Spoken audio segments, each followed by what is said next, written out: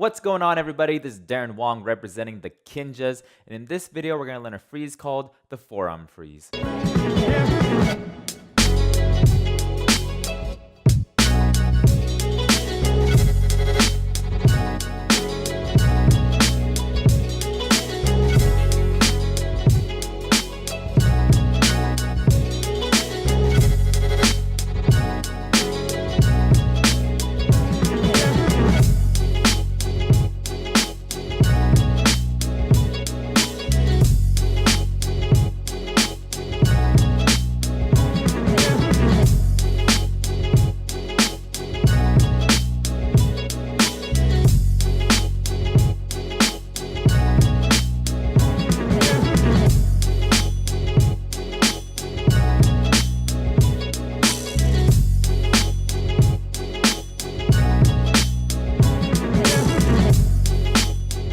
So whether you're new to the channel, you've been previously watching my videos, go ahead and do me a favor, check out my Patreon page. I'll leave a link in the description box below. It really helps fund these videos and helps me keep creating them.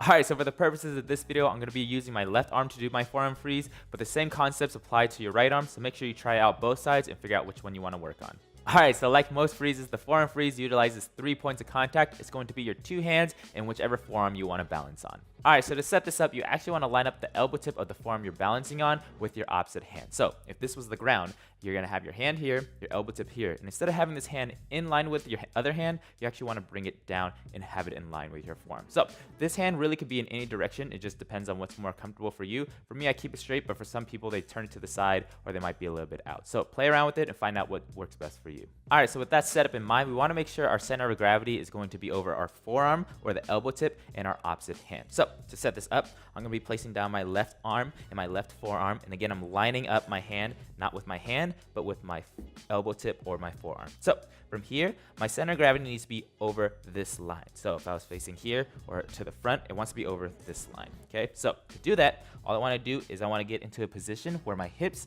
are actually over my elbow tip and my hand. Okay, from here, you want to pick a leg you want to leap off of. So some people might be your left, other people you might kick off with your right. So for now, I'm just going to kick off with my left.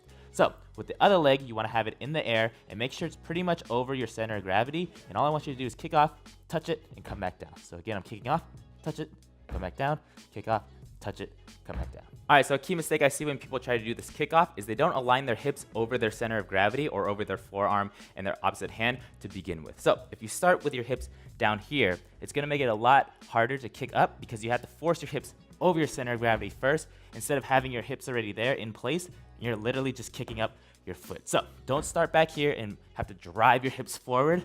Make sure you're already in place, have your hips high already, and then kick off and then come back down. All right, so once you feel comfortable kicking off, now you want to practice holding it and controlling it. So a few tips I give my students to control it is to spread out your fingers and grip the floor. So this will really help you with your balance. You'll kind of feel your fingertips being control of your weight the whole time. So really spread out those fingers. So another tip I give my students is I tell them to flex at the peak of their freeze. And when I mean flex everything you can as hard as you can. So a little cue I give them is I tell them to breathe out really fast. And that usually helps them flex a little bit, but you really want to focus on your legs as well. So don't just focus on your abdomen flexing, which is what the will do, but maybe make sure you like squeeze your butt and you squeeze your legs as well. So if I'm over here, again, make sure to spread out your fingers. I'm setting up.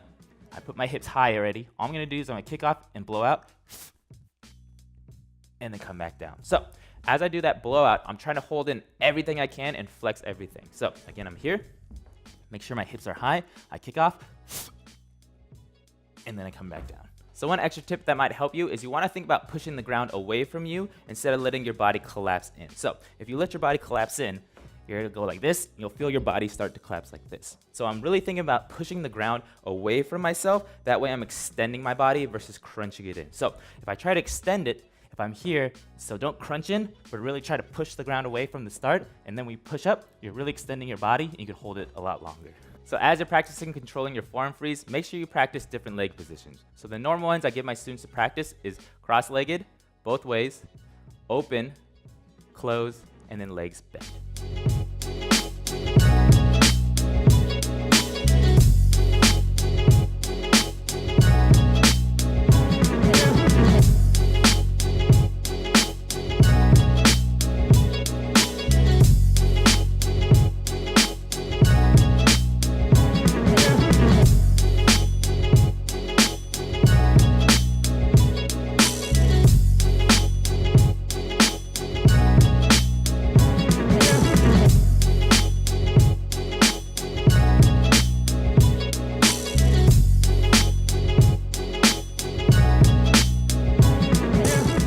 Alright, so that's it for this one. Make sure as you're practicing your forearm freeze, you're always practicing perfect technique and perfect control. That way, whenever you need to hit your forearm freeze, you know you can do it without a doubt and you won't even have to think about it. Alright, so as always, if you liked the video, go ahead and do me a favor. Like this video, share it with at least 3 of your friends, and subscribe to my channel. And let me know down in the comments if you're having any problems with your forearm freeze. That way I could try to help you out. I'll see you in the next one. Straight. A few cute.